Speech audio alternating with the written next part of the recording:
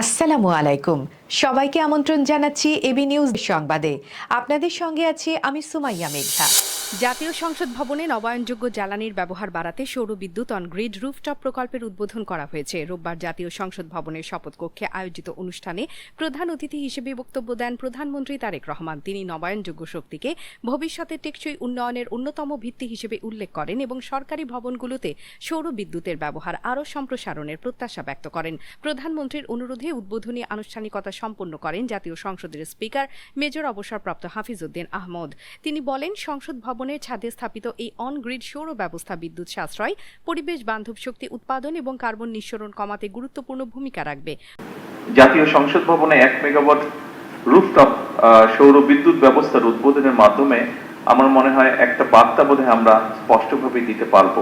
সেটি হচ্ছে বাংলাদেশ পরিচ্ছন্ন জ্বালানি, সবুজ অর্থনীতি এবং আত্মনির্ভরশীল শক্তি ব্যবস্থার পথে ধীরে ধীরে দৃঢ়ভাবে এগিয়ে যাচ্ছে। উপস্থিতিবৃন্দ, লুইকানে নির্মিত নকশায় নির্মিত এই জাতীয় সংসদ ভবন অবশ্যই আমাদের গণতন্ত্রের প্রতীক এবং আজ সেই ভবনের ছাদেই সৌর শক্তিকে কাজে লাগিয়ে আমরা মনে হয় প্রমাণ করার চেষ্টা করছি নেতৃত্ব কেবল নীতিতে নয়, বরং বাস্তব কর্মকাণ্ডেও প্রতিফলিত হতে হবে।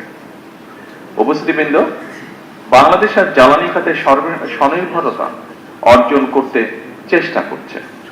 আমাদের অর্থনীতি সম্প্রসারিত হচ্ছে, শিল্পায়ন বাড়ছে, বিদ্যুতের চাহিদা দ্রুত। অন্যদিকে ফরিদপুরের নগর কান্দায় যাত্রীবাহী বিআরটিসি বাস ও একটি অ্যাম্বুলেন্সের মুখোমুখি সংঘর্ষে 5 জন নিহত হয়েছেন। রোববার সকাল 10:30টার দিকে ঢাকা বরিশাল মহাসড়কের শঙ্করপাশা বাস স্ট্যান্ড এলাকায় এই দুর্ঘটনা ঘটে। নিহতদের সবাই অ্যাম্বুলেন্সের যাত্রী ছিলেন বলে জানা গেছে। এখন পর্যন্ত তাদের পরিচয় পাওয়া যায়নি। হাইওয়ে পুলিশ ও স্থানীয় সূত্র জানায়, ভাঙ্গা থেকে ফরিদপুরগামী একটি বিআরটিসি বাস বিপরীত দিক থেকে আসা অ্যাম্বুলেন্সটিকে সজোরে ধাক্কা দিলে অ্যাম্বুলেন্সটি দুমড়ে মুচড়ে যায়। সংঘর্ষের তীব্রতায় ঘটনাস্থলে 5 জনের মৃত্যু হয়। দুর্ঘটনার পর মহাসড়কে কিছু সময়ের জন্য যান চলাচল ব্যাহত হয়। ঈদকে সামনে রেখে পশু ব্যবসায়ীদের কাছ থেকে টাকা ছিনতাইয়ের মতো অপরাধ প্রতিরোধে কার্যকরী ব্যবস্থা নেওয়া হয়েছে বলে জানিয়েছেন র্যাবের মহাপরিচালক মোহাম্মদ আহসান হাবিব পলাশ। রোববার ঢাকার গাবতলী পশুর হাট পরিদর্শন শেষে সাংবাদিকদের সঙ্গে আলাপকালে তিনি বলেন, নগদ লেনদেন কমিয়ে ক্যাশলেস বা কার্ডের মাধ্যমে মূল্য পরিশোধে উৎসাহিত করা হচ্ছে, যাতে ঝুঁকি কমে এবং নিরাপত্তা আরও জোরদার হয়। রোববার 24 মে ঢাকার গাবতলী পশুর হাট পরিদর্শন শেষে গৃহীত নিরাপত্তা ব্যবস্থার বিষয়ে সাংবাদিকদের সঙ্গে আলাপকালে তিনি কথা বলেন। র্যাব মহাপরিচালক জানান, ঈদুল আজহা উপলক্ষে রাজধানী সহ বড় শহরগুলোতে সাধারণত জনসমাগম কিছুটা কম থাকে। সাম্প্রতিক সময়ে ঈদের পশুর হাটকে কেন্দ্র করে অন্যান্য আইনশৃঙ্খলা বাহিনী রক্ষাকারীর সাথে র্যাব ফোর্সেস ও রাজধানী শহর দেশের বিভিন্ন এলাকায় চেকপোস্ট স্থাপন করেছে এবং পোস্ট পরিচালনা করছে। পবিত্র ঈদুল আজহা উপলক্ষে রাজধানী সহ বিভিন্ন শহরে জনসমাগম তুলনামূলকভাবে কম হয়ে থাকে। সেই জন্য পশু ব্যবসায়ীদের কাছ থেকে পশু বিক্রির টাকা ছিনতাইয়ের মতো ঘটনার প্রতিরোধে র্যাব কার্যকরী ব্যবস্থা গ্রহণ করেছে। এই পরিস্থিতি মোকাবেলায় তাদের নিরাপত্তা চৌকির সংখ্যা এবং টহল সংখ্যা বৃদ্ধি করা হয়েছে। কোরবানির পশুর হাটে ক্রেতাদের ভোগান্তি রোধে কন্ট্রোল রুম এবং ওয়াচ টাওয়ার স্থাপন করা হয়েছে।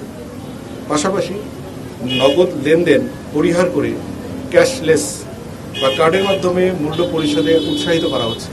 অন্যদিকে আন্তর্জাতিক অপরাধ ট্রাইব্যুনালের চিফ প্রসিকিউটর আমিনুল ইসলাম বলেছেন, আওয়ামী লীগ দল হিসেবে নিষিদ্ধে কোনো তদন্ত চলছে কিনা এই বিষয়ে তার প্রত্যক্ষ কোনো ধারণা নেই। রোববার দুপুরে নিজ কার্যালয়ের সংবাদ সম্মেলন কক্ষে সাংবাদিকদের প্রশ্নের জবাবে তিনি জানান, এ ধরনের তদন্তের বিষয়টি তদন্ত সংস্থার দায়িত্বপ্রাপ্ত কর্মকর্তারাই বলতে পারবেন। তার ভাষায়, এ বিষয়ে আমার ব্যক্তিগত কোনো ধারণা নেই। কোনো তদন্ত চলছে কিনা তা তদন্ত সংস্থার দায়িত্বপ্রাপ্তরা জানাবেন। সাংবাদিকরা যখন জানতে চান আওয়ামী লীগের বিরুদ্ধে তদন্তে কোনো অগ্রগতি আছে কিনা, তখন চিফ প্রসিকিউটর বলেন, কোনো রাজনৈতিক সংগঠনের বিরুদ্ধে এখন পর্যন্ত কোনো তদন্ত চলছে কিনা এমন কোনো ধারণা আমার নেই। চলমান ভূরাজনৈতিক উত্তেজনার মধ্যেই নতুন ধরনের সাইবার গুপ্তচর বৃত্তির কৌশল নিয়ে সামনে এসেছে ইরান। আন্তর্জাতিক সাইবার নিরাপত্তা গবেষকদের তথ্য অনুযায়ী ভুয়া চাকরির অফার ও কৃত্রিম বুদ্ধিমত্তা ব্যবহার করে বিশ্বজুড়ে সফটওয়্যার ইঞ্জিনিয়ারদের টার্গেট করা হচ্ছে। যুক্তরাষ্ট্রভিত্তিক সাইবার নিরাপত্তা প্রতিষ্ঠান পালো অল্টো নেটওয়ার্কসের গবেষণা ইউনিট 42 এর তথ্যের ভিত্তিতে সিএনএন জানিয়েছে, ইরানি হ্যাকাররা রিক্রুইটার সেজে বিশেষ করে এভিয়েশন খাতের সফটওয়্যার ইঞ্জিনিয়ারদের ফাঁদে ফেলছে। পাশাপাশি মার্কিন তেল গ্যাস কোম্পানি এবং ইসরায়েল ইসরায়েল সহ মধ্যপ্রাচ্যের বিভিন্ন সংস্থাও তাদের টার্গেটে রয়েছে। গবেষকদের মতে হ্যাকাররা এআই ব্যবহার করে বাস্তব কোম্পানির মতো দেখতে ভুয়া চাকরির বিজ্ঞপ্তি তৈরি করছে। প্রার্থীরা আগ্রহ দেখালে তাদের একটি নির্দিষ্ট ভিডিও কনফারেন্সিং অ্যাপ ব্যবহার করতে বলা হয়। ওই অ্যাপের মধ্যে আগে থেকে ম্যালওয়্যার সংযুক্ত থাকে, যা ব্যবহারকারী ডিভাইসে প্রবেশ করে সংবেদনশীল তথ্য হাতিয়ে নেওয়ার সুযোগ তৈরি করে। বিশ্লেষকদের ধারণা, এই সাইবার অভিযানের মাধ্যমে বিমান চলাচল সংক্রান্ত গুরুত্বপূর্ণ তথ্য যেমন ফ্লাইট তালিকা ও যাত্রীদের তথ্য পর্যবেক্ষণের চেষ্টা করছে ইরান। একই সঙ্গে তেল গ্যাস কোম্পানিগুলোর কার্যক্রম নজরদারি করে বৈশ্বিক জ্বালানি বাজার সম্পর্কে আগাম ধারণা নেওয়াও তাদের লক্ষ্য হতে পারে। ইউনিট 42 এর গবেষকেরা বলছেন, এই কৌশল অনেকটা উত্তর কোরিয়ার হ্যাকারদের ব্যবহৃত পদ্ধতির মতো, যেখানে ভুয়া আইটি কর্মী বা রিক্রুইটার সেজে প্রতিষ্ঠানের অভ্যন্তরে প্রবেশের চেষ্টা করা হয়। স্পেনের প্রধানমন্ত্রী পেদ্রো সানচেজের পদত্যাগের দাবিতে উত্তাল হয়ে উঠেছে রাজধানী মাদ্রিদ। স্থানীয় সময় শনিবার হাজার হাজার মানুষ রাজপথে নেমে বিক্ষোভ করেন। বিক্ষোভ ছড়িয়ে পড়লে পুলিশের সঙ্গে আন্দোলনকারীদের দফায় দফায় সংঘর্ষ হয়। এতে অন্তত 7 জন পুলিশ সদস্য আহত হন। রয়টার্সের প্রতিবেদনে বলা হয়েছে, উত্তেজিত একদল বিক্ষোভকারী সানচেজের সরকারি বাসভবন মনক্লোয়া প্যালেস ঘিরে থাকা নিরাপত্তা ব্যারিকেড ভাঙার চেষ্টা করলে পরিস্থিতি উত্তপ্ত হয়ে ওঠে। পুলিশ বাধা দিলে এলাকা রণক্ষেত্রে পরিণত হয়। স্প্যানিশ টেলিভিশনে প্রচারিত ফুটেজে দেখা যায়, মুখোশধারী কয়েকজন বিক্ষোভকারীকে আটক করেছে পুলিশ। এই ঘটনায় 3 জনকে গ্রেপ্তার করা হয়েছে। এই গণবিক্ষোভের আয়োজন করে স্প্যানিশ সিভিল সোসাইটি অ্যাসোসিয়েশন। এতে প্রধান বিরোধী দল পিপলস পার্টি এবং কট্টর ডানপন্থী ভক্স দলের শীর্ষ নেতারাও অংশ নেন। আন্দোলনকারীরা জাতীয় পতাকা ও সরকার বিরোধী নানা স্লোগান সংবলিত ব্যানার প্রদর্শন করেন। সমাবেশে কত মানুষের উপস্থিতি ছিল তা নিয়ে 2 ধরনের তথ্য পাওয়া গেছে। আয়োজকদের দাবি, প্রায় 80,000 মানুষ বিক্ষোভে অংশ নেন। অন্যদিকে মাদ্রিদে নিযুক্ত সরকারি প্রতিনিধি হিসেবে সংখ্যা ছিল প্রায় 40,000। ম্যাচের একেবারে শেষ মুহূর্ত, ডান দিক থেকে হিরাকাওয়ার লম্বা ক্রসে বল ধরতে গিয়ে ভুল করেন মিডলসবোরো গোলকিপার ব্রাইন। ঠিক সেই মুহূর্তে বল এসে পড়ে ওলি ম্যাকবার্নির সামনে। জীবনের সবচেয়ে গুরুত্বপূর্ণ গোলটি করতে ভুল করেননি তিনি। তার 94তম মিনিটে সে নাটকীয় গোলে হাল সিটি 10 বছর পর আবারও ইংলিশ প্রিমিয়ার লিগে ফিরেছে। চ্যাম্পিয়নশিপের প্রমোশনাল প্লে অফ ফাইনালে মিডলসবোরোর থাকার কথা ছিল না। স্পাইগেট কেলেঙ্কারিতে সাউদাম্পটন বহিষ্কার হওয়ায় তারা আকস্মিক সুযোগ পায়। প্রস্তুতির ঘাটতি ম্যাচ জুড়েই ছিল স্পষ্ট। 2016-17 মৌসুমে প্রিমিয়ার লিগ থেকে অবনমনের পর কঠিন সময় পার করেছে হাল সিটি। একসময় তারা লিগ 1-এও নেমে গিয়েছিল। বারবার পরিবর্তন, অস্থিরতা আর হতাশাজনক পারফরমেন্সে শীর্ষ লিগে ফেরার স্বপ্ন প্রায় নিভে গিয়েছিল। কিন্তু সার্গেজ জাকিরেভিচ দায়িত্ব নেওয়ার পর দলটি ধীরে ধীরে ঘুরে দাঁড়ায়।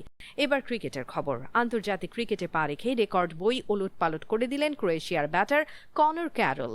মাত্র 4 ইনিংসে 390 রান, টি20 ইতিহাসে টানা 4 ইনিংসের সর্বোচ্চ রানের নতুন বিশ্ব রেকর্ড এখন তার দখলে। ফ্রান্সের বিপক্ষে এপিস্কোপিতে টি20 বিশ্বকাপ সাব রিজিওনাল ইউরোপ কোয়ালিফায়ারে অভিষেক হয় ক্যারলের।